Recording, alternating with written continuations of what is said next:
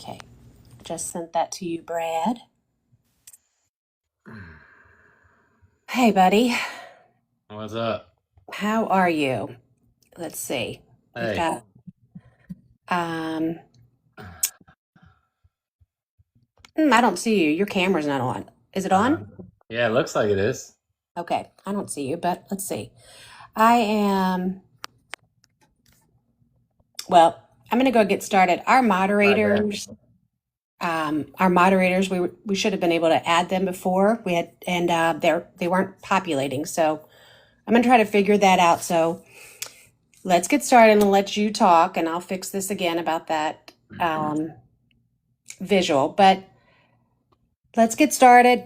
I know there's people still joining here, but why don't you just kind of tell us about your week, just to kind of get it going, how you are doing personally. I know you went back to work this week, and just, kind of give us that update there while I try to get our other people added here. Yeah, so hey everybody.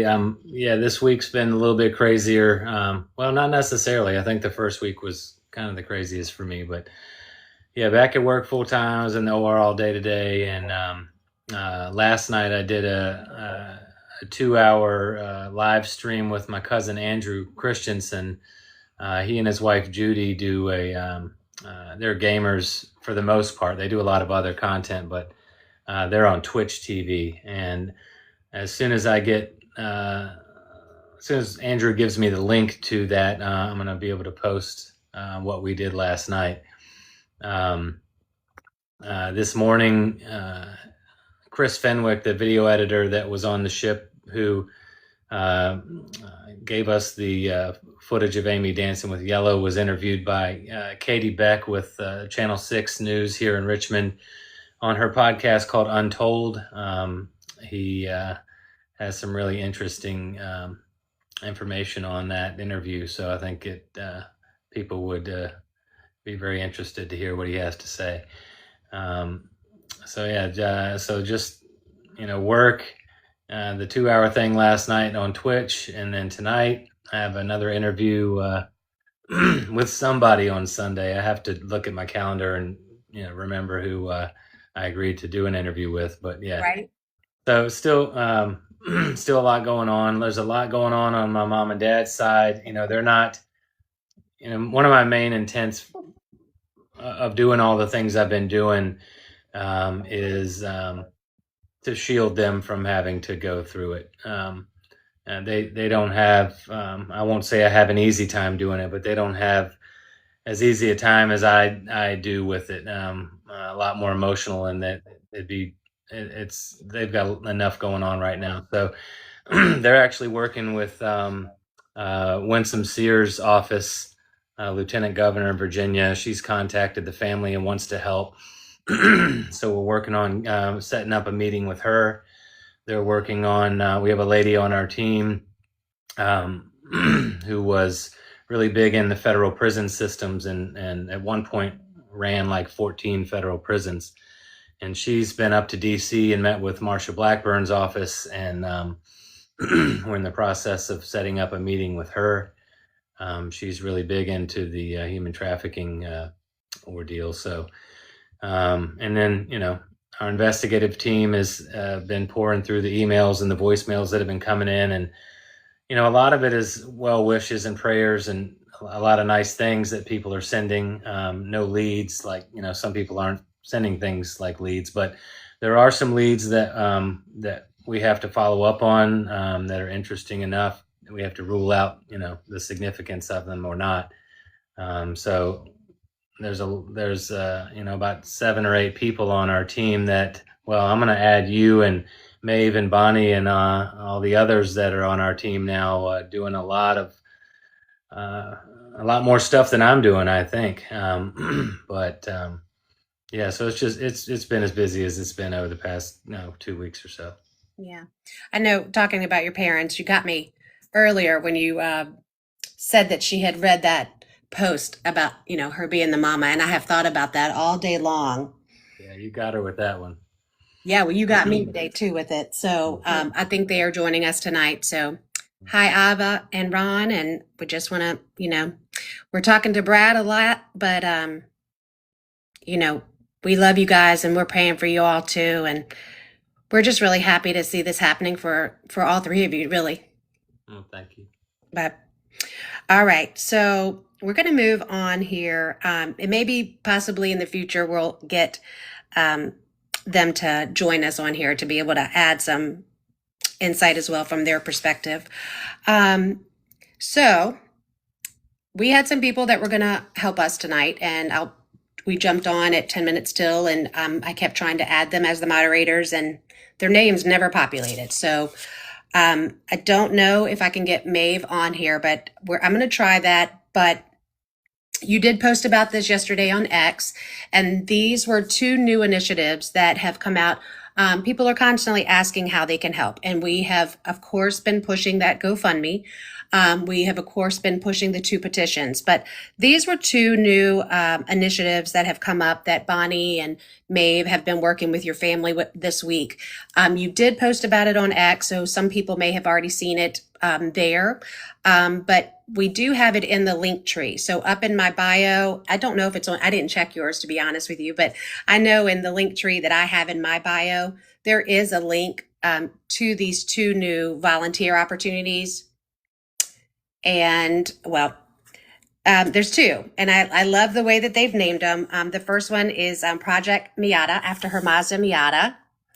And that one, once you go up in there, you can read all of the information. It's very, very simple, and you can understand it quickly. I signed up for that one last night. That one is in regards to getting involved and basically trying to rattle the chains of your government.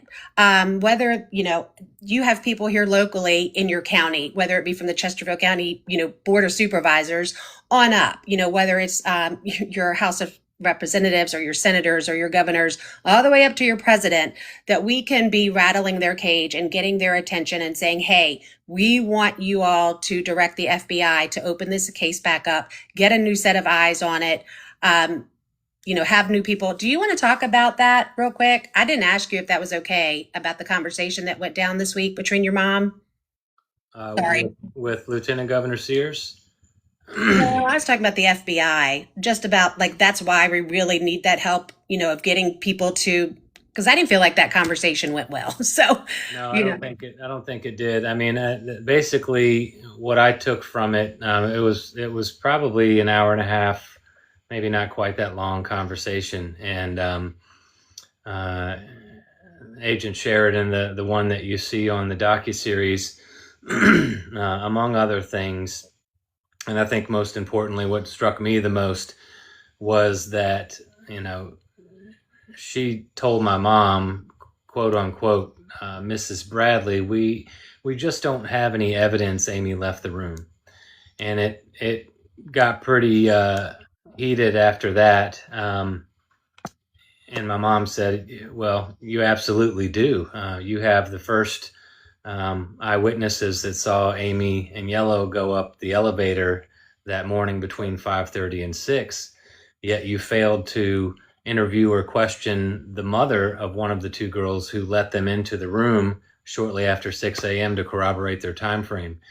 So by her saying that, it pretty much confirms to me my suspicions all along, that the FBI, apparently having no evidence she left the room, thinks she may have either fallen off or jumped off the ship. And so they've been sitting on their hands despite all of the credible eyewitnesses and evidence that we've gathered over the years.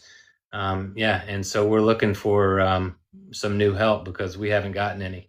We literally haven't heard from them in nearly a year until this series comes out. And it's my opinion they kind of feel some pressure now, so they reach back out, and the conversation didn't go so great.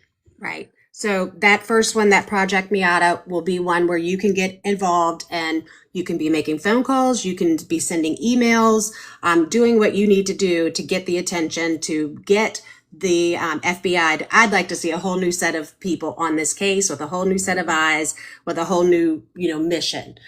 So that's that one. The other one is Project Bailey, which was named after her French bulldog. It was a French bulldog, wasn't it? English bulldog, yeah. English bulldog. Yeah. So, and right on cue. Did you hear that? So, and I will say, I wasn't sure whether or not what happened to that dog. So I asked you today. So I'm just going to share that because people have asked that your parents did keep that dog when they got back, because she had just picked that dog up. Yeah, we have pictures of Amy with Bailey as a 8-week-old puppy, and so when we went on the trip, I don't actually recall who we got to walk.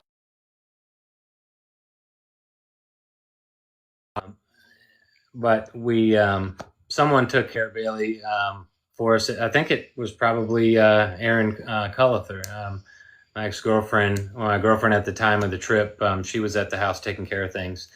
So yeah, Bailey lived with us at my parents' house, our childhood home, and until he passed away at age 9.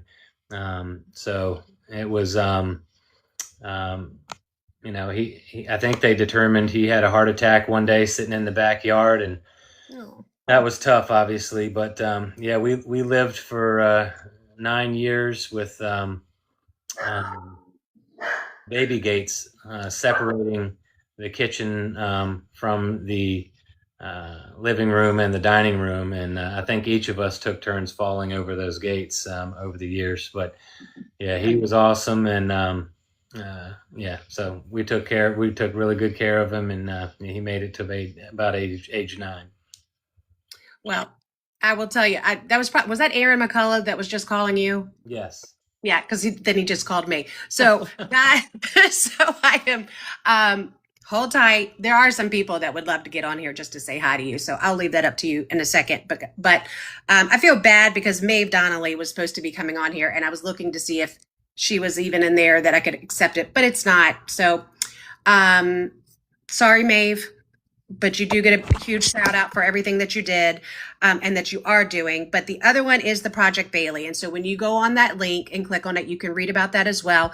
And that was really about getting involved more, using social media, to our benefit, getting involved in groups that are down there, in Curacao or in Aruba or in Venezuela or any of them, trying to get more of a local connection to the people there to help spread the word. Sometimes not going through normal traditional avenues such as the media or such as the police don't always work. We know from using TikTok that we can really, start to spread that word and get the word out. So just take some time, hit that link on the link tree and read about those two projects. Once you sign up, you'll get an email within 24 hours and it'll give you directions on what you can do from there. So, and I'll try to do a video after this as well to give some more information. So again, I just want to mention that link tree again that is up in my bio.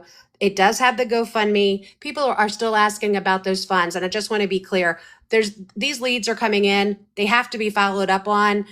It costs money. So that is how that family is using that money and why it is so important for us to, donate where we can, but to share it in hopes that, I'm really hoping Kim Kardashian comes through here soon, makes a big donation, but we never know.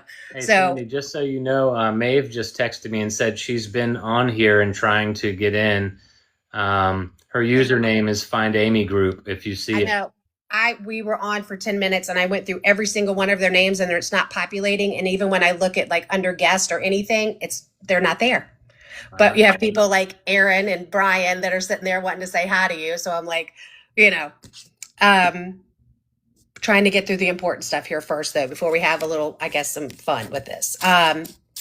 So I don't know how to But we've covered that part, so I'm going to move on and get to some of these questions. But again, the link tree, it does still have the petition up there. That the first one about the Amy alerts, the last time I checked, it was like well over 17,000 signatures, so that was awesome.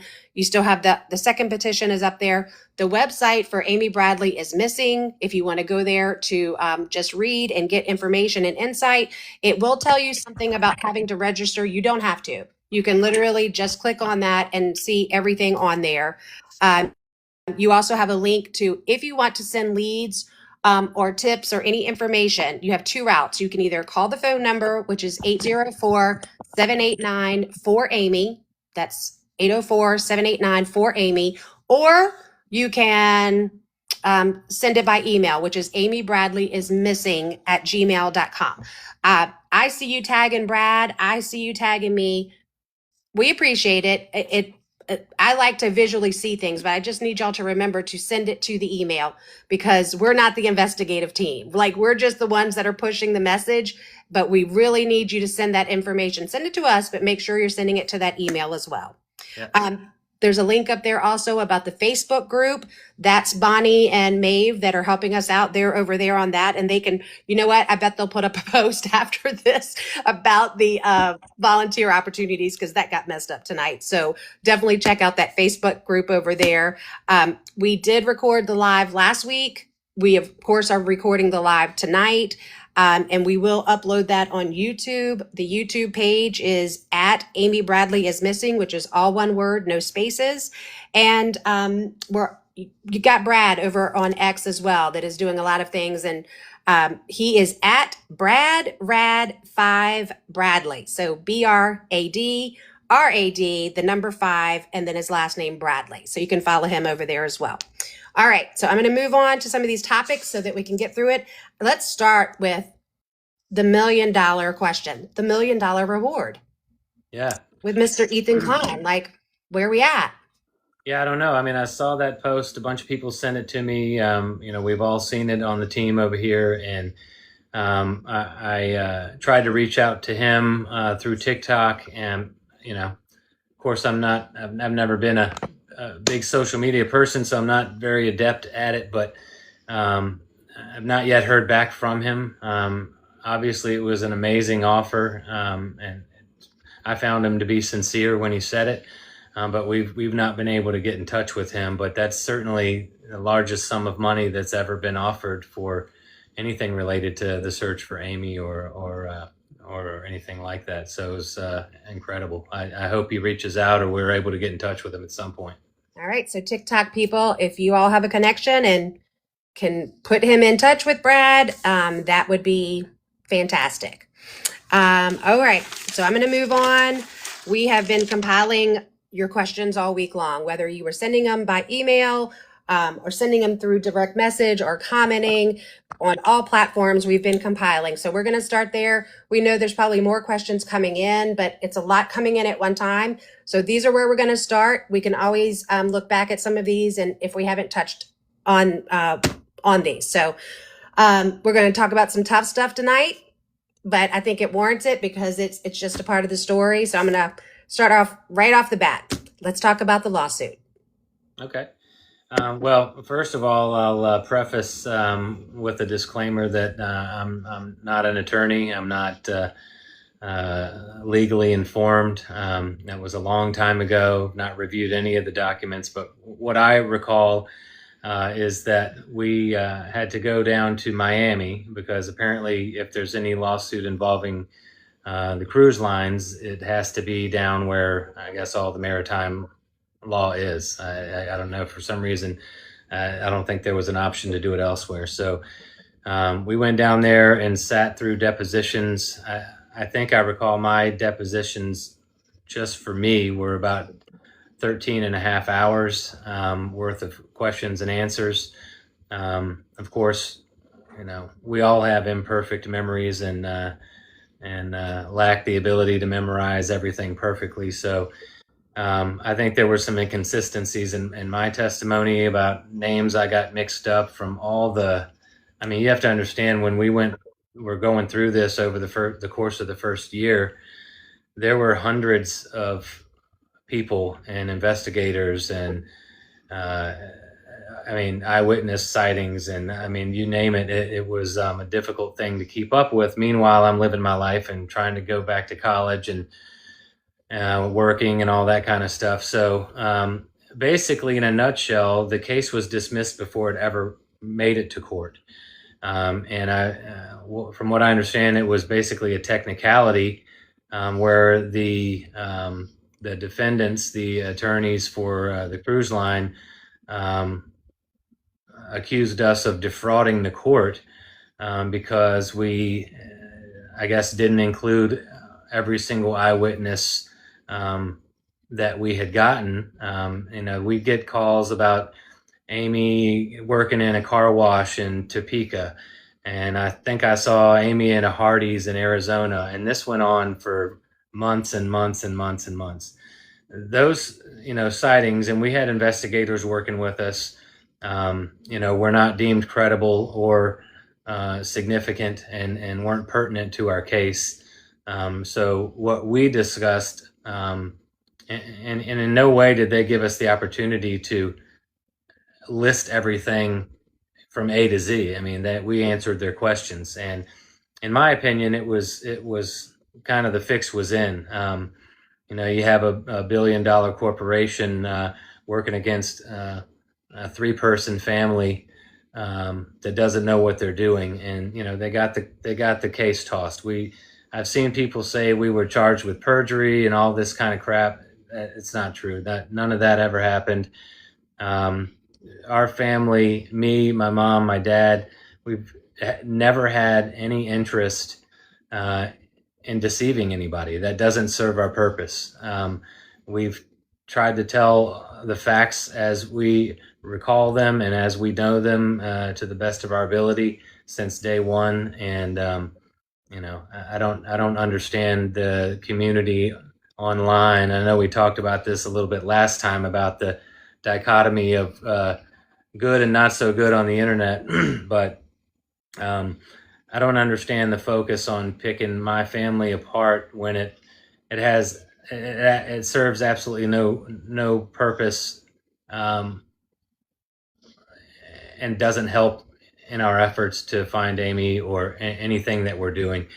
So, I mean, if people want to focus on crap like that, have at it. I just wish they'd, go find something better to do with their time if they're not trying to be helpful. Yeah. I gotta tell you, that's the hardest part as your friend is watching you go through it Yeah. because I wrote something down today. Because when I saw it, I went, man, if that's not it. But the quote was, if people don't know your business, don't worry, they'll make something up for you. Yeah. Yeah. And I went, man. So that's the hard part for people that, know you. Someone else said something to me today, Brad, that stopped me in my tracks. And it's one of those like, oh my God. And it could totally, let me just preface it and say, total conspiracy theory, right? But when they said it, I just went, oh my God. And the comment was, do you think Royal Caribbean is actually paying people to push the narrative?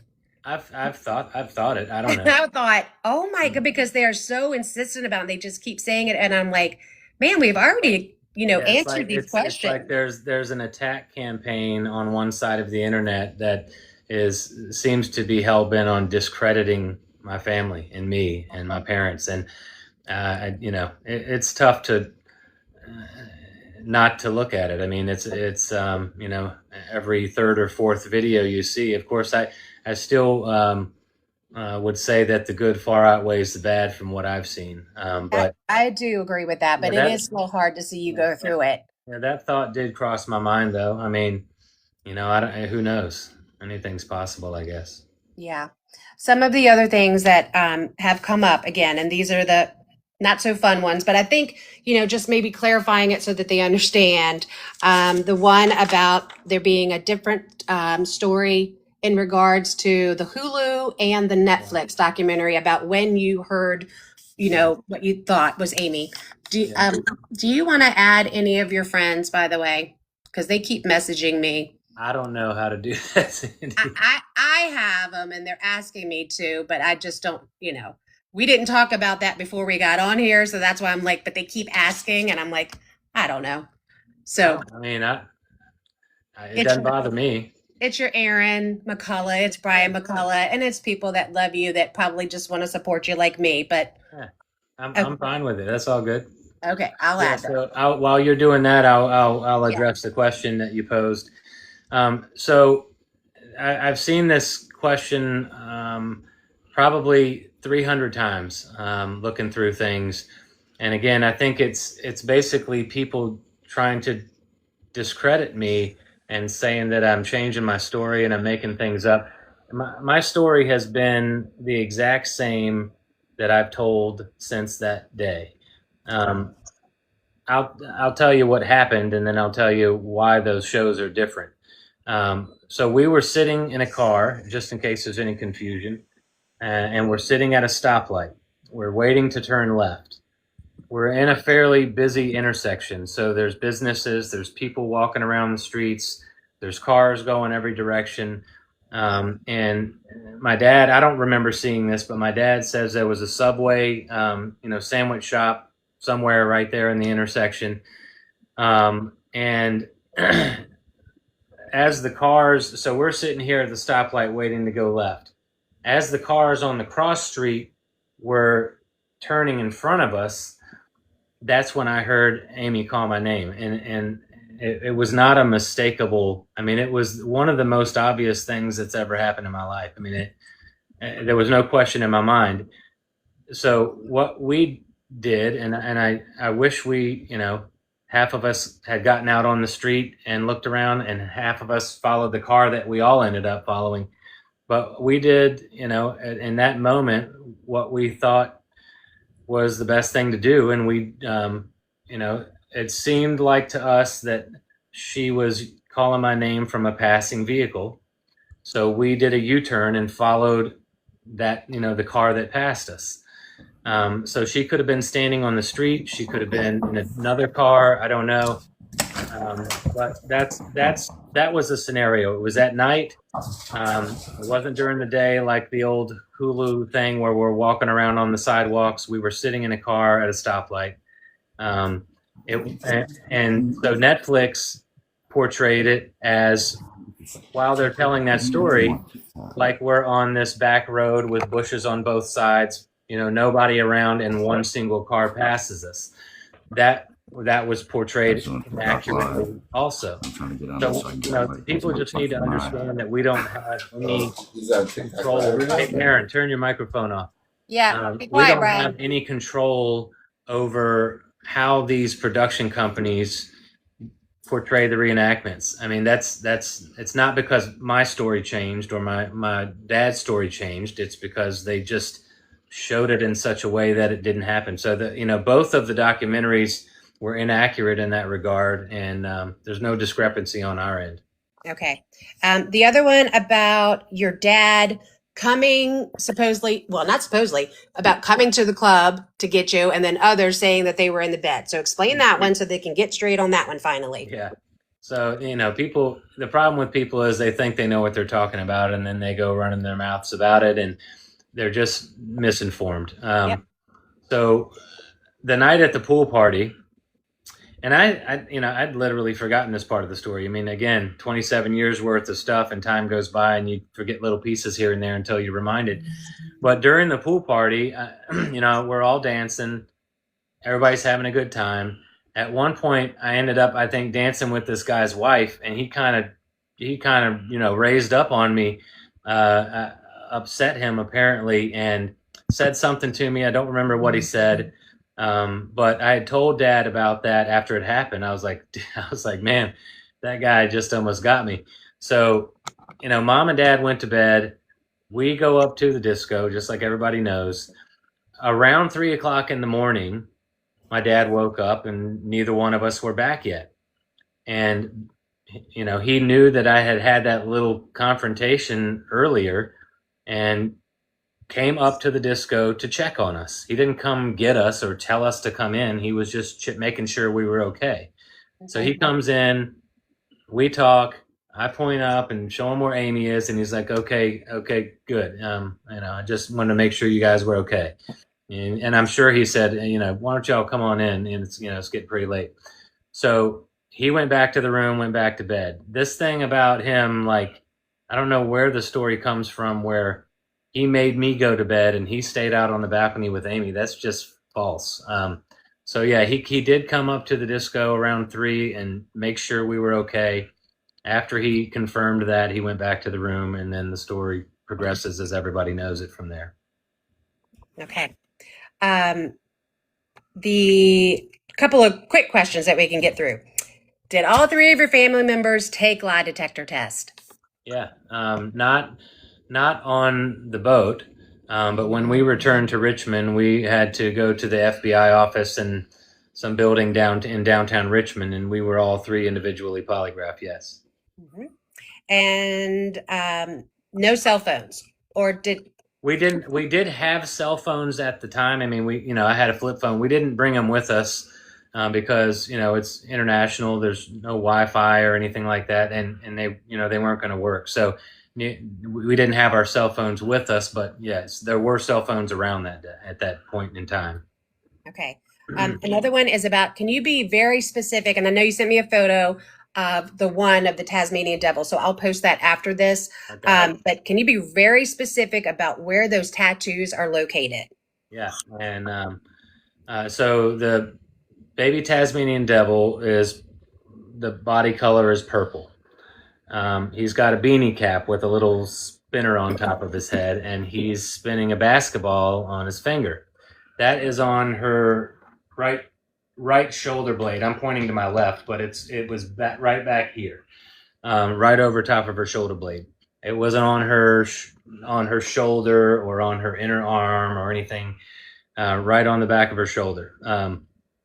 She had a kind of a green. I don't know. There was probably a couple different greens in there, but basically a green gecko lizard wrapping itself around, to head meets the tail around her belly button. She had a kind of a primitive sun on her lower back. Yeah, I said her right shoulder blade. It's her left shoulder blade. So, so let's get that straight. The baby Tasmanian devil was on her left shoulder blade, not her right shoulder blade. Okay. The gecko was around her belly button or navel. She had the primitive sun, which was in black on the center of her lower back. And then she had a Japanese style symbol on the lateral side of her right ankle. So it wasn't on the back of her leg. I know people have seen these pictures of this lady in Curacao with blonde hair. We were able to determine after seeing the original photos that those tattoos were photoshopped onto that picture because people are crazy. And they send us things like that to mislead us or get our hopes up. I don't know why people would do that. But so it wasn't on the back of her leg. It was on the side of her ankle, right above the, probably an inch or two above the lateral ankle bone. Okay. One thing I would just want to mention on here, there are some things that you all are asking about that we're just not privy to say. And, one being the IP address there that was getting pinged. So you want to touch on that, Brad? Well, what I can say is there's been millions and millions and millions of IP hits to the site since the show came out, and that far exceeds the monthly average that her site would have had prior to this thing happening around the world. What I can't share is the latest information, what our plans are, what we have done or haven't done in regard to Barbados specifically, or the latest IP information, because it could potentially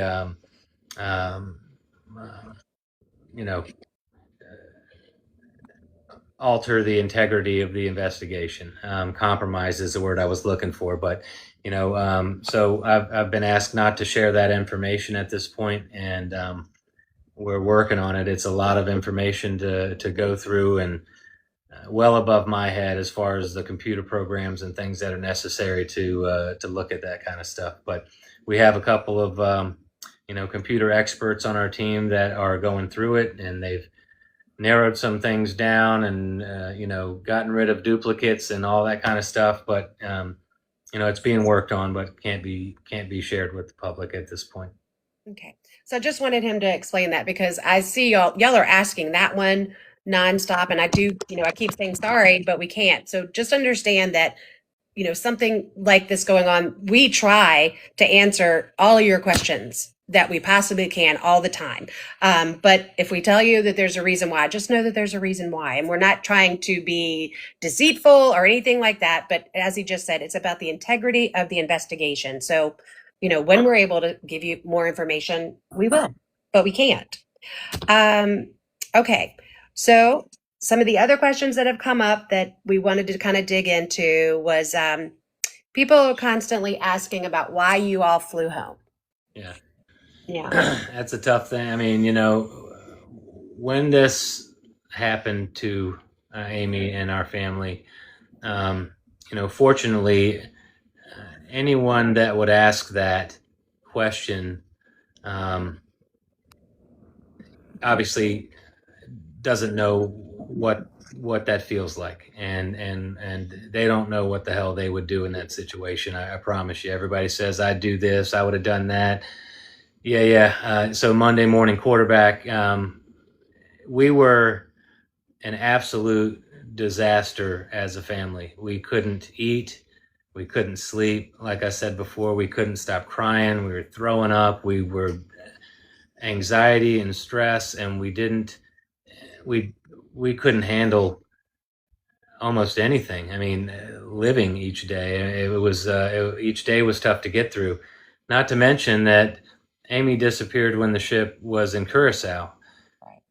Then the ship goes from Curacao to St. Martin when we stay behind on Curacao. Then the ship goes from St. Martin to St. Thomas, where we ended up flying home from. So you ask yourself, okay, we're on the boat on St. Thomas. Where do we start? Do we fly back to Curacao and stay in some hotel and go knocking around on doors? We were already told by the chief of the harbor police that there was a lot of corruption in the authorities, and on that island, a lot of bad characters. Obviously, something bad happened to Amy. We're all potentially in danger. We don't know whether to go to Aruba. We don't know whether to go to Curacao. We don't know whether to go to Barbados. We don't know whether to go to St. Martin, where the boat just was.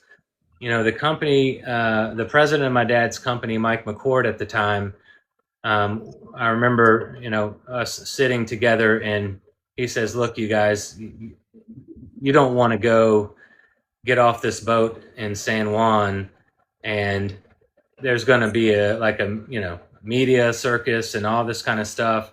And so he chartered a private jet for us to fly home on from St. Thomas. We had no resources. We had no help. We had, not enough money to live down there or give up everything at home. We have all kind of stuff going on. We had to get home to, my mom, wanted to be with her mom, and we wanted to be with our family. We needed to regroup. We started this command center. We were contacting local authorities. We were contacting every news media outlet we could. We were working with Interpol, different investigators. We were, my uncle, two of my uncles went down on the same cruise the next week, went around on every island, talked to as many people as they could, took flyers, searched, did all kind of stuff. A couple weeks later, we went back down to search for her ourselves for a week, and it's like, it's like if you lost your dog, and the coordinates were anywhere from Richmond to Chesterfield to Petersburg to Virginia Beach. Right. Like what the hell are you going to do? Right. So yeah, I don't appreciate the people that that put those comments or those opinions up there. It is obviously, it makes us feel bad because we're like, well, maybe we should have done something different. We didn't know what the hell to do, and nor would they if they were in our shoes. So we went home and did anything and everything, and you can imagine, to to start looking for her and doing, everything we could do. So Agreed. And that goes along with the same comments that keep coming up of like, why haven't y'all moved there? And I'm like, moved where? move Where where? is Yeah, she? Where is she? yeah, I'll move there today if that's where she's at, but tell me where she's at. yeah, And I'm like, you don't know if she's in Curacao. You don't know if she's in Barbados. You don't know if she's in Aruba. You don't know if she's in Venezuela. Is she in California? So where are we moving? yeah. But they, imply that you all have not done enough and they have no idea of what you all have actually done and what you continue to go through on a daily I basis. mean, for years we coordinated. I can't even tell you how many trips with investigators or special operators, private security, friends of the family. Um, you know, again, Interpol going and doing investigations, taking large amounts of cash for reward down there, and all kinds of stuff. I mean, it was endless. So I blame ignorance for the most part for those people's comments, but maybe they can't help it. Yeah. Um, one of the questions was about what is the investigation team doing right now? Meaning, I think part of it's probably you can't tell. Most of Uh, it's we can't tell. I mean, what I can say is, obviously there's been a flood of suggestions and posts from TikTok and all these different ideas and what about this, what about that? I mean, we're looking into all of that. We're following up on all these leads we're getting. I can't be specific in regard to, several. There are some things that we really need to look into. Nothing like, oh my God, we found her, but there's a lot of things you need to rule in or rule out, and as far as their significance or their actual value. So our investigators are doing about 1,000, maybe 10,000 things. So I don't know. It's busy. it's busy. It is. I'm going to mention a couple of names here, and if I just need to move on, you know the deal. But they certainly keep asking about them. And again, you might just say, nope, not right now, Sandy. But the Pedro Lopez, the Eduardo Cabrita, I think is the way it is, or the Rob Stephen Hatton, like that keeps coming up a lot. Anything that we can say right now, or Well, we got to leave we're trying to get in touch with the Rob Stephen Hatton guy. His Facebook profile is locked. And we've been unsuccessful in being able to speak with him. The Pedro Lopez thing, I've seen every post I think there is that was put up on him. That was forwarded to our investigators, and they're looking at it, really good. What was the third one? Oh, the Eduardo Cabrita thing. So someone sent me a picture today. There's another Eduardo Cabrita that has a Facebook profile that I saw a picture of today. That's not the guy. It's a different Eduardo Cabrita. There is, I think the real Eduardo Cabrita also has a Facebook, and I don't know exactly what's happening with that. I mean, there's a lot of behind the scenes stuff that I'm not privy to, and there's who knows. But yeah, we're aware of all those people, and we're doing our best to to look into it. Okay. Um, hey, buddy. Hey, hey, what's this? I've seen this thing scroll a few times now. What is somebody talking about? Somebody saw Byron Cafe and Yeah, it's just I saw this post last night. There's a girl out in California, I think somewhere near San Francisco Bay Area, who kind of posts this expletive-filled rant about seeing a girl at this little roadside cafe called Byron's Cafe. Mentioned her tattoos. There was two guys with her. They sat at this table, and she draws a diagram of where they sat. And we're looking at that too. So we've seen that. Just so everybody knows, we're aware of it, and it will be followed up on. Yeah. I I personally don't think I've seen anyone be as adamant, right?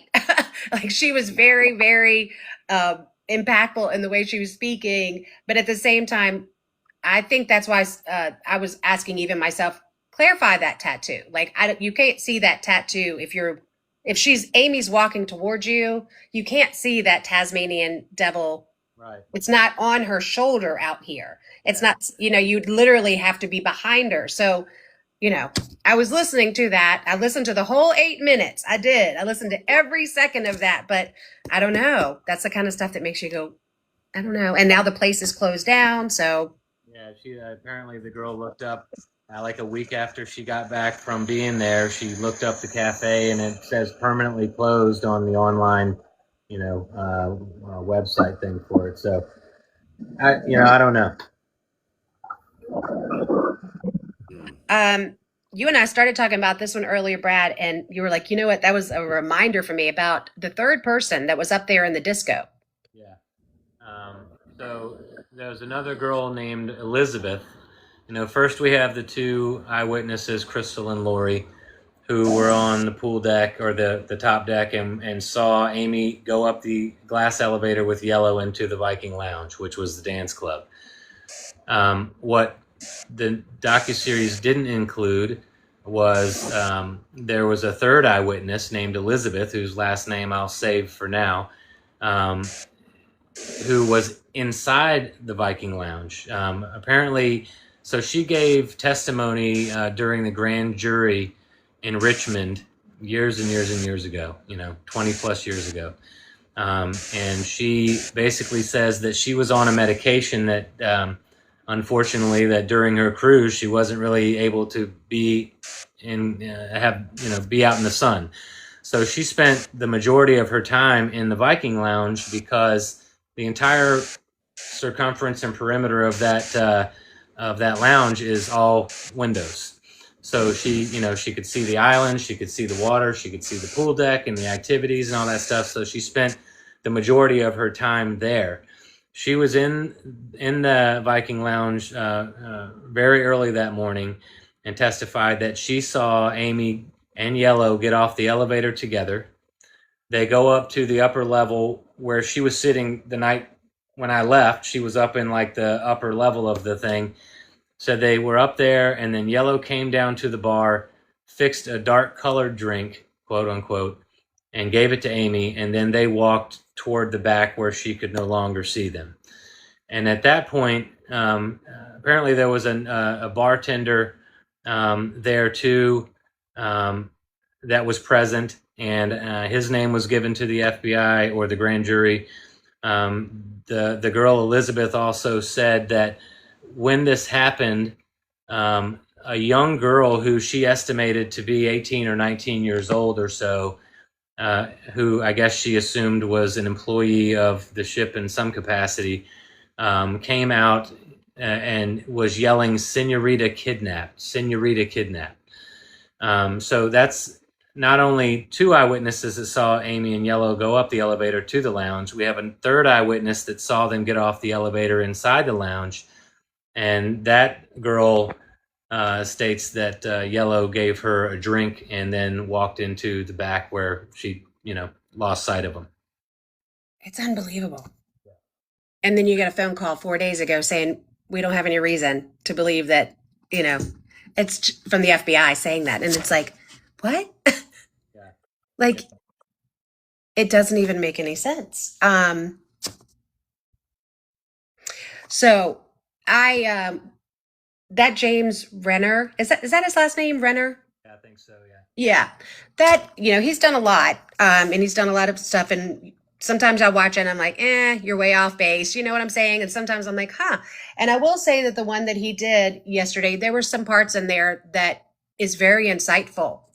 And that the person that he's talking to really gives you some inside information of like how that cruise ship works. And that's the first time I've heard anyone speak about, basically the cruise ship life as an employee that was credible. Yeah, apparently, and I didn't find his name, or I don't think his face was shown. I believe it was kind of an anonymous interview. Yeah. Apparently, this individual worked on the boat, the same boat we were on, and I don't know.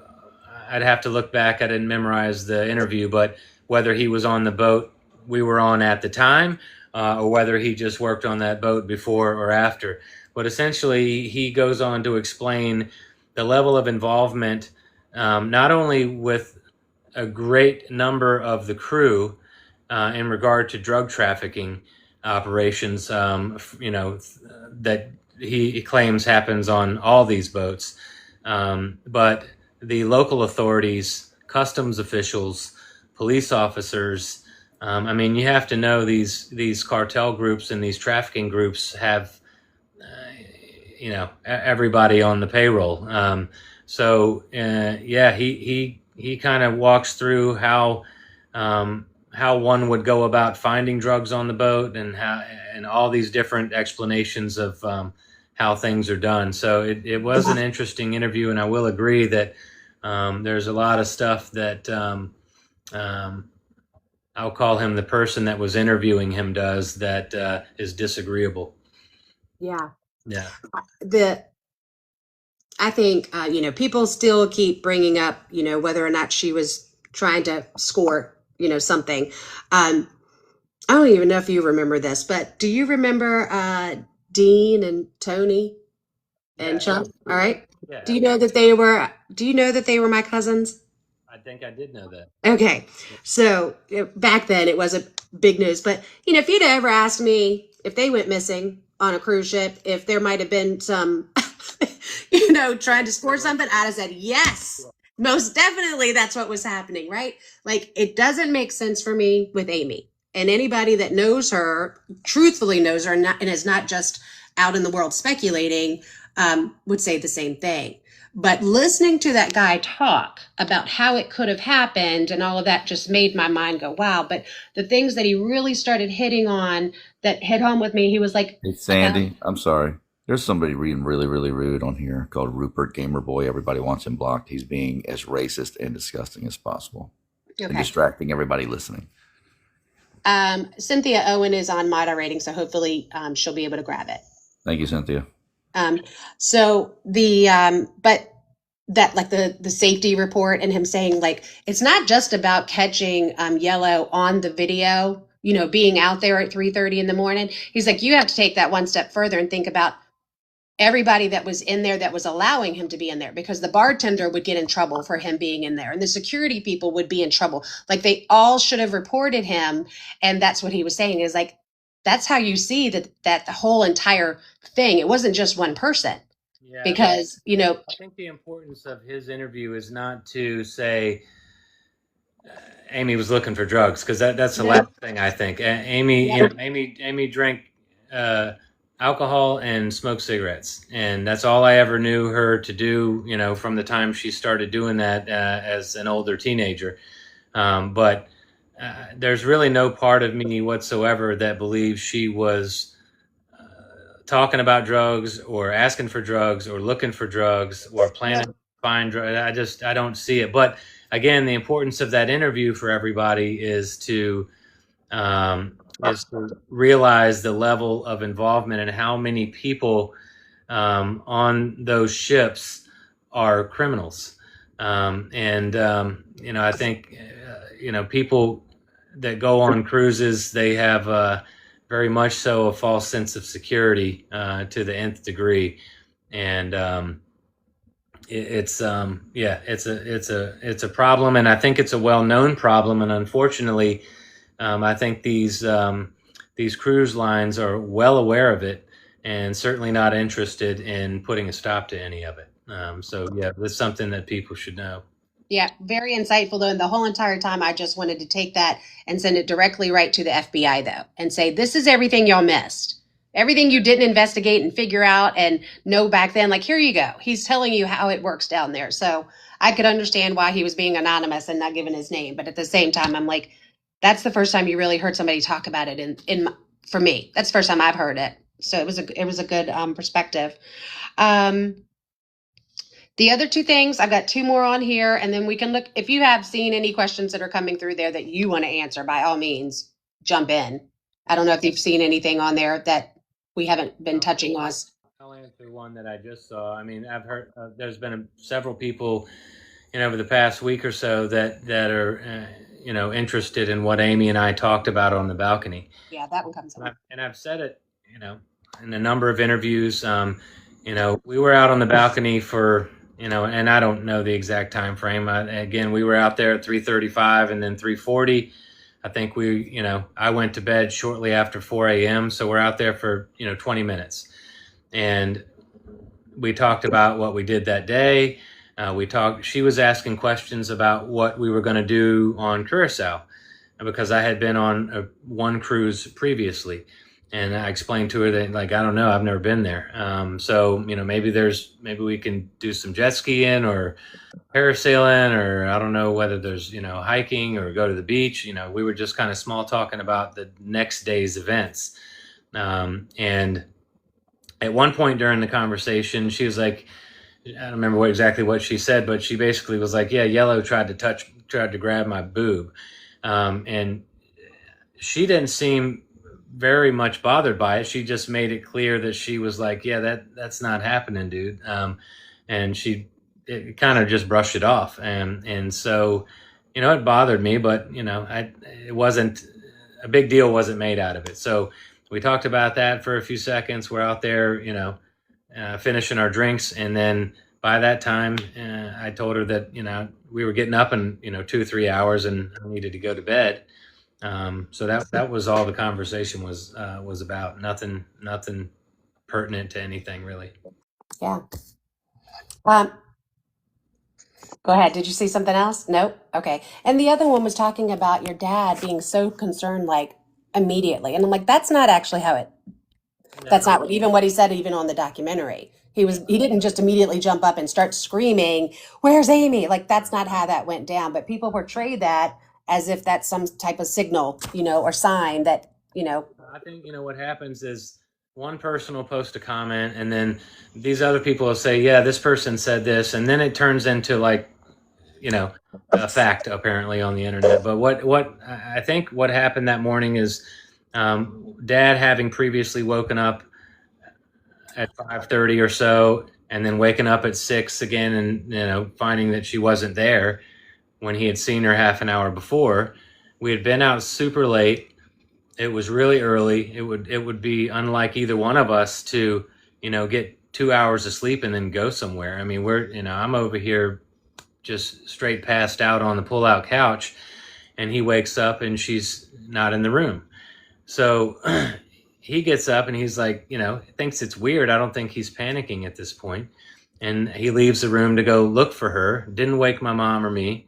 I think fully expecting that he was just going to find her up on the deck and be like, what the hell are you doing out here this early? Right. He looked around for, I think it's been estimated at least 30, 40, 45 minutes before he came back to the room to finally wake my mom and me. And they both went out to search, asked me to stay in the room in case Amy were to come back before they got back, so we didn't miss each other. And then after another period of time where they looked around for a little bit, they came back to get me, and we all went out and started looking around. After we did, all three of us looking everywhere there was to look, essentially, then you start to get pretty nervous about what the hell's going on. So there wasn't an immediate panic. He didn't wake up and like, oh my God, my daughter's missing. It was kind of got there over the course of probably, I'd say, an hour and a half of not being able to find her. And you have to understand our whole lives growing up. If we were going to go somewhere, my mom always told us, I know you know where you are, but we need to know where you are. So Right. we're going to run up to the gas station and get something. We're going to write a note and say, hey, I went up to the gas station. And so, it would have been unlike her to leave without leaving a note to say where she was going. So that's why it was weird initially. And then, after, 15 minutes, 30 minutes, 45 minutes, an hour and a half goes by, then that's when the panic started to set in. Yeah. Well, and even y'all are supposed to be getting off the boat that day, right? So she should have been there getting ready to like get off the boat with y'all. I think the ship's itinerary showed that disembarkation was going to be roughly 7 a.m. So we were planning on getting off on the island and having a day of it, and it was definitely out of place for her not to be there. Yep. And that does go back into one of the other things that we was on here talking about. You're better at explaining this, but talking about where the boat actually was at this point, in that 5:30 where your dad sees her on the balcony to that 7 a.m. where the gangways are supposed to come down, like where the boat was, and people saying, well, she probably got off the boat thinking she would get back on. She couldn't get off of the boat the traditional route. Right. Meaning, because the gangways hadn't been put down. So at 6 o'clock, when y'all are implying that she's gotten off the boat, she couldn't because the gangways weren't down yet. But do you want to explain where that boat was? And so they kind of understand how that was working out? Yeah, just to kind of, for, most people aren't going to be familiar with the information I'll give here, but, Aruba and Curacao are approximately 60 nautical miles apart. The average cruise ship travels anywhere from 18 to 22 knots. And the boat left Aruba that morning at 1 a.m. All right. And it's estimated that if a ship's traveling anywhere from 18 to 22 knots, it's going to take somewhere between 2.5 to 3.5 hours to get to Curacao. So let's just estimate longest time frame. That puts the boat right at Curacao, right near Curacao at like 4:30 in the morning. Let's just call it 5. And so we got a call from the harbor pilot on Curacao.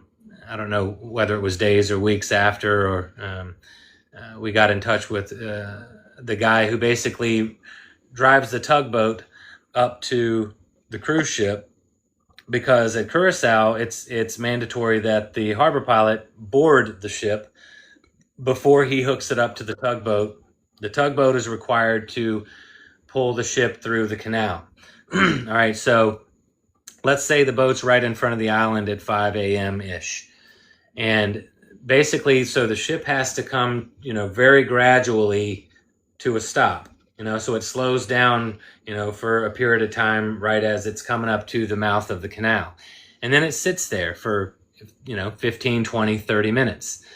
The harbor pilot comes up, gets on the boat, then he has to get off the boat. He has to hook up to the cruise ship, which takes estimated 15 to 20 minutes. Then when you go into Willemstad, which is the canal that the cruise ships enter, there's a floating pontoon bridge right across the canal. That takes some time to very slowly open so as to let the boats through. And so it is also estimated that it takes anywhere from 60 to 90 minutes from the time the tugboat hooks up to it until it's, docked back where it's supposed to be. So the boat was at the island. We were not at sea. We weren't even 2 miles or 1 mile from the ocean. I mean, that boat had been sitting there in front of the island waiting for the harbor pilot to come up to it.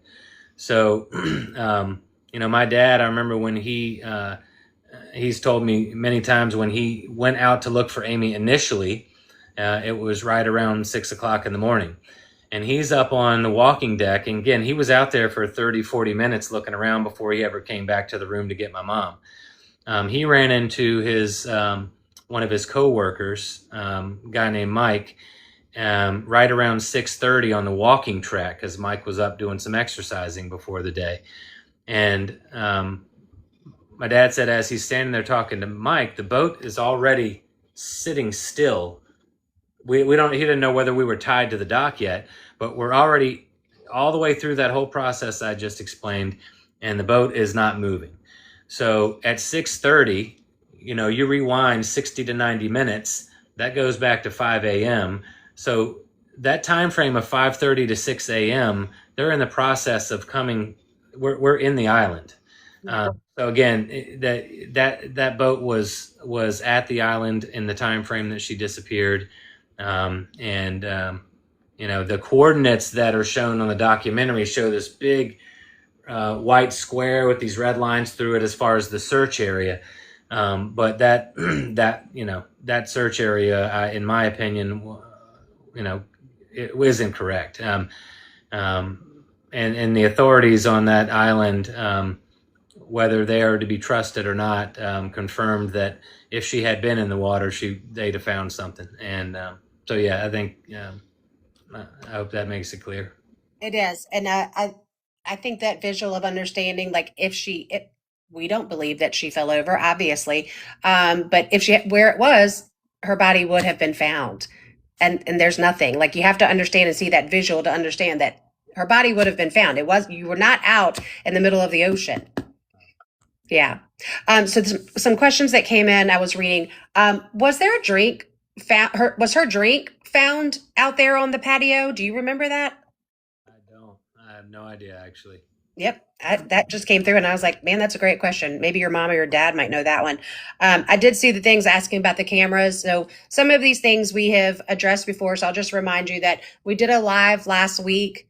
So you can go over to YouTube. The page is at Amy Bradley is Missing, and you can watch that, because it's a lot of the questions that y'all are still asking were answered last week. And that's what our goal was to keep Brad from not having to repeat all of these things. But there were no cameras. There were cameras that were monitoring that you could look in, but to your knowledge, there was no cameras that were actually recording. Correct? That's what we were told by the ship security. Yeah. And no recorded footage. You just made me think about something too. Let me write that down. And I see that keep coming up about the bones, the jawbone and the other bone. Was it a femur bone? No, it was a part of a pelvis. Pelvis bone. They were tested. Yeah, the pelvic bone was tested, and that was determined to be from a male. The jawbone, when they tested that jawbone during the Natalie Holloway disappearance, we also sent Amy's dental records in at the time to test the same bone, and it was determined that was not hers. I've heard from some people online, I don't know whether this is a fact or not, that jawbone contained wisdom teeth, and Amy had her wisdom teeth extracted. We provided dental records for a match to that, and it wasn't hers. Yeah. And a lot of these questions that are coming in, again, we've either already answered them earlier in this live or they were answered last week. So this live also is being recorded, and I will put it up on YouTube as soon as it's available, so you can go back and watch it and get a lot of these questions that are coming in. They refer to him as the creepy neighbor. That's yours, but what is his name? Wayne? Wayne Bride, yeah. Yeah. Just for clarification, y'all did not know him. No. He did not work with your dad. Well, he was in it was in my dad's company, but they have licensed agents all over the country in different states who'd never met the guy, never talked to the guy, didn't know the guy. No. Yeah. Because people were thinking that you were talking earlier. I don't think that I didn't know that he actually still worked for that company, but they thought y'all knew him. I was like, no. I can't say. My dad may have known of him if he was one of the top salesperson, people in the company like my dad was. He may have seen his name, but they didn't know each other. No. Okay.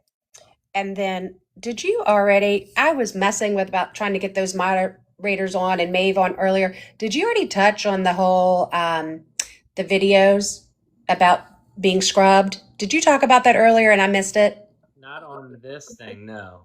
You want to talk about that? No, but I mean, and if you want to hear a full and the most detailed account of this particular story, a gal named Katie Beck here, and this is what I think we first started with tonight. She has a podcast here in Richmond called Untold, and her name is Katie, spelled Catie Beck. She did an interview that was released today, and you can find it on YouTube and Apple and Spotify and etc. With the video editor named Chris Fenwick, whose photographer or videographer actually shot the footage of Amy and Yellow dancing in the club that night. So essentially, the basic story is that Chris Fenwick befriended a guy named Steve. Again, we'll leave last names out right now. Who was the ship's video editor. Chris Fenwick was hired by another company who also had an incentive-based company trip to film for that company for those employees. He had worked with the ship's video editor, coordinating, borrowing, some equipment for different shoots and some different things. So they were in each other's editing suites, back and forth and back and forth, and essentially what happens is, as you hear in the docuseries, the chief of security contacted Chris Fenwick, telling him that he needed his master tapes. And Chris Fenwick said, sorry, no, you're not getting my master tapes.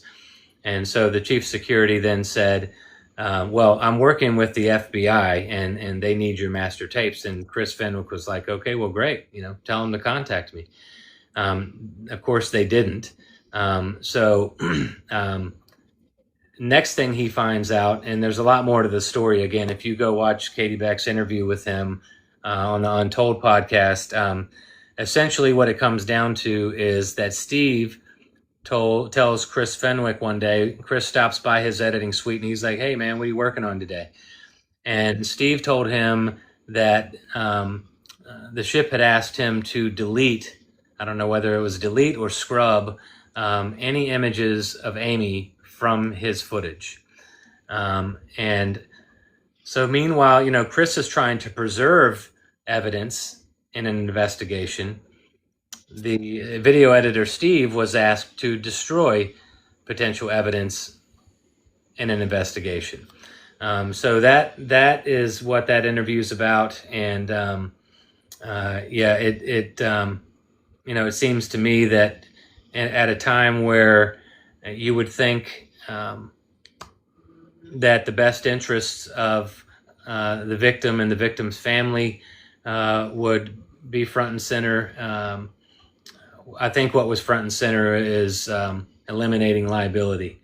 So that interview is very interesting, and if you want to hear the whole story, I'd encourage you all to go watch that. Okay. The last thing, and this is very random, going back, was about the taxi driver, that there's two different stories going about. Is it Deshi? Mm-hmm. One where he had a story of actually being involved with removing Amy off of the boat, and then another one where he just approached y'all when you came back for the press conference. So can you clarify which one is true? Well, I think, who knows if both of them are true or not. The one at the press conference that I've told on all the interviews, that I was, literally standing there. When he first came forward, I don't know whether it was, I'd have to check on the information, whether he came through the FBI or how he got in touch with us to say that Amy came up to his cab and was kind of like asking where the nearest phone was. And then he pointed to where the phones were and she looked over there and then went the opposite direction. So that's a pretty interesting detail, if you think about it, for an eyewitness to include in the story. So that's what he says happened the morning of her disappearance. I don't know whether we knew this at the time when he came up to us at that hotel after the press conference, and he came up to us and said, I want you to know your daughter didn't fall off that ship. She didn't jump off that ship. She's here on this island, and I hope you can find her. And then he gave us the names of 3 specific places to go observe. So the other thing about him being involved in all that, I think there's been some conjecture, and maybe, this taxi driver was working with these people to transport these trafficked girls to some location, and he partially grew a conscience and was trying to help us in some kind of way, point us in a direction. So I don't know. I don't know that he was involved. I don't think that's been proven, or I think it's been suggested or talked about as a possibility. But that's I guess that's how the best way I can explain those things. Yep, but didn't he pass away? I think he did, yeah. I think he did, because somebody's asking, why can't we ask him? And I'm like, I think that's the reason why. I think he did pass away. All right. Let's see if there's any other questions that's coming through.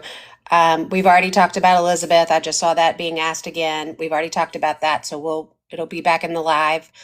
Do you got the transcripts from Yellow's interview, Brad?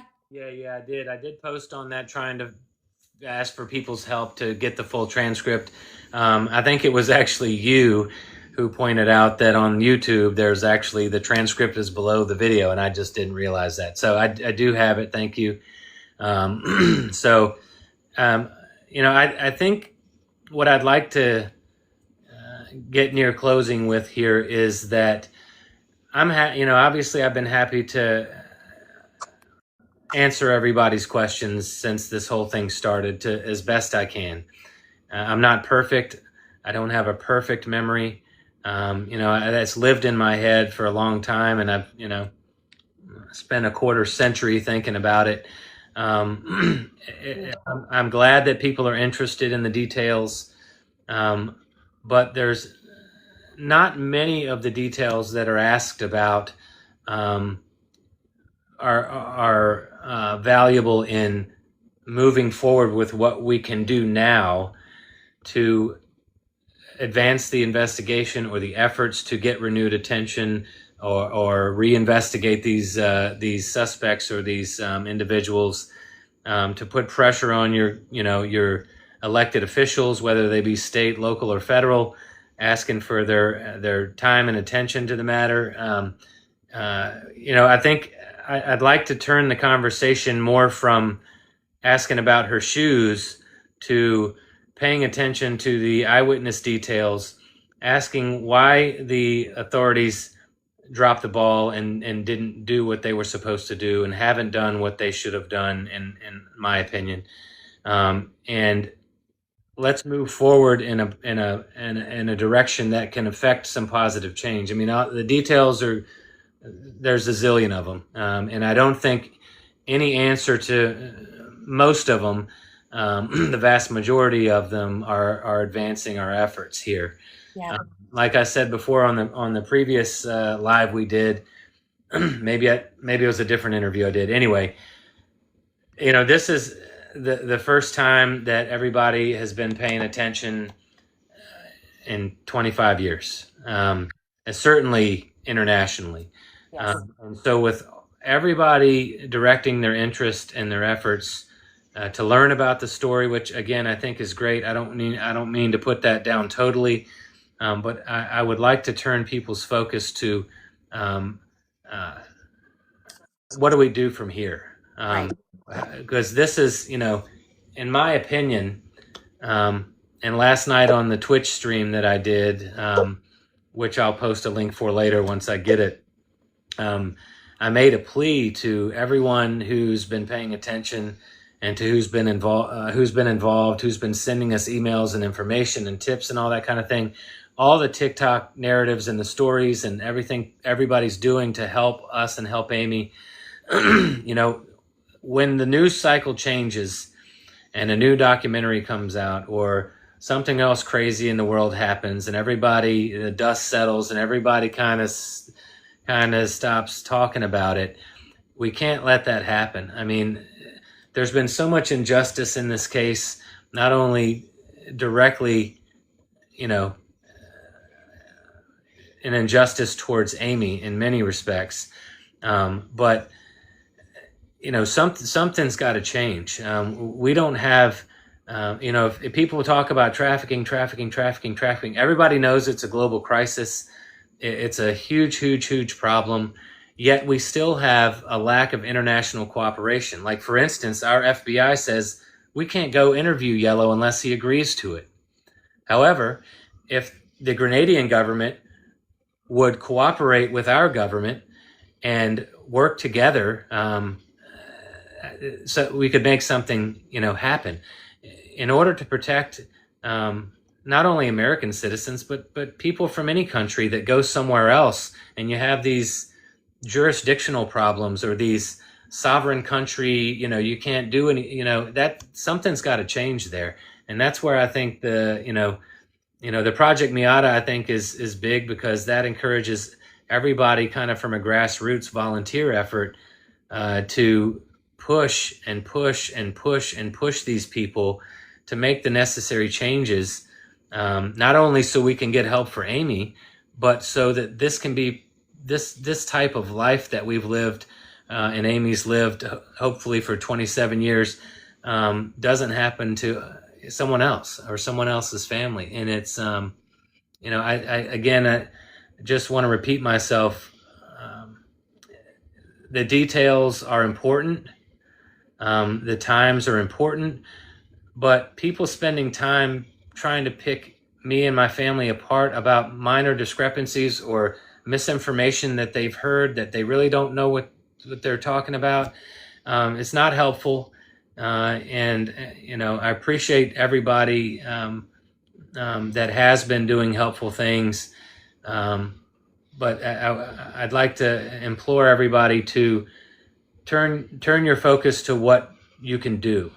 What can we do now? How do we move forward? How do we, again, through the Project Bailey thing, social media networking in and around these islands, and just anything and everything that you can think of. I mean, trust me, on our end, we're working as hard as we can. We've got people. Yeah, I can't tell you how many times we've been down to the island. We've sent people down to the island. We've sent investigators down to the islands, different islands. People I guess they think we've been sitting at home just wringing our hands. We've been very active in this thing ever since the very beginning. And again, just a plea for everybody to keep the fire lit under this thing and not let the attention fall away from it, where once again we end up with no Amy, no justice, no accountability, no change. Right. So that's the final message, I think. Yeah. You've done a fantastic job. You have told the details over and over and over again. And every time you do, I think to myself, he's told y'all, it's already been said like 72 times. And you are always so patient and so kind, and you just answer it again. And every time I see you do it, I'm like, that's a brother that is like, I don't care how many times I have to answer this question, I'm going to do it. But at the same time, you've done enough. There's plenty of podcasts out there now. There's plenty of interviews. There's plenty of everything to answer the questions that keep coming up that, do spike the curiosity of people. But you are absolutely right. Of what do we do from now? And that was the whole fear of, that high of the Netflix documentary dying off, and that, we finally got all of this attention. Like, what are we going to do with it to move it forward, to actually bring it home? So I just want to remind people about the link tree that's up in the bio. What Brad was just talking to you about, there's links up there for all of those things. The very first one is about those volunteer opportunities. I feel so bad because Maeve and Bonnie and they all did it, and it doesn't even show me that they're guests in here, and I know they're on here, which is crazy. So I really hope that we get the opportunity to talk to Maeve and Bonnie and the rest of them. But they are the ladies that help you with that Facebook page, and that link is in that link tree. So I know that they will be posting later on talking about those volunteer opportunities. Yeah, they're amazing. Bonnie, Maeve, Stacy, whoever, there's a bunch of people involved. Yes. You guys are incredible. The family loves you. We appreciate what you're doing so much. I'm sorry that, you couldn't get on here. That's why I didn't want to host a live, because I don't know what the hell I'm doing. And I'm glad Sandy gets to be blamed instead of me. Right? Yeah. But I can see Cynthia. I can see Aaron. I can see Brad. So it's really, at any rate. But yeah, so make sure when you go to that link tree, there is a Facebook page. That it's a group page that you'll want to join over there, because I know those ladies will be posting about those volunteer opportunities with the Project Miata and the Project Bailey. So I really encourage you to look into that so we can kind of get that going, because that is the next phase of what we've got to do to get to our lawmakers and our government officials, and to get them to do something differently, but also to try to make those connections in that the areas that we think that we could connect to people that are there, on those islands and could possibly provide us information. The GoFundMe, I mean, I'm going to keep pushing that. People have asked about, setting this up. The GoFundMe is the easiest way to donate. That link is up there as well. So whether you're able to donate or if you're able to get it in front of other people that could help donate, those donations are greatly appreciated. I know that. Again, that website is up there as well, the amybradleyismissing.com. Don't forget that any leads or tips should be sent to the amybradleyismissing@gmail.com or calling the 804-789-4AMY. If you go over to X and follow Brad, he's got all of those other podcasts. He's got links over there for a ton of them now that you can go and watch and educate yourself and, get up to speed and answer questions. And again, we'll put this live up on YouTube tomorrow, and that's at Amy Bradley is Missing on that page. So with that. One last thing. Amy, if you're able to see this somehow, we love you to death. We've never stopped thinking about you. We've never stopped trying to find you. We never will. Hang in there if you're out there. You got a ton of people who love you, and we want nothing but to get you home, and we're doing everything we can and know how to do. So we love you, Amy, and Sandy, thank you so much from me and all the family. You're just amazing. Thank you for everything. Absolutely. And you got a ton of people. It's not just me. They might see my face, but you got a ton of people behind you. You got a whole army. And that is such a blessing to see. And they're coming. And now you got not just an army, now you got a worldwide army that are coming and rescuing you. So it's really nice to see. And your family's amazing. And I just hope and pray that we're going to get the answers that you all need here soon. So we'll maybe tomorrow. All right. Yeah. Tomorrow. Love you. All right. Love you too. See you soon. All right, bye-bye. Bye.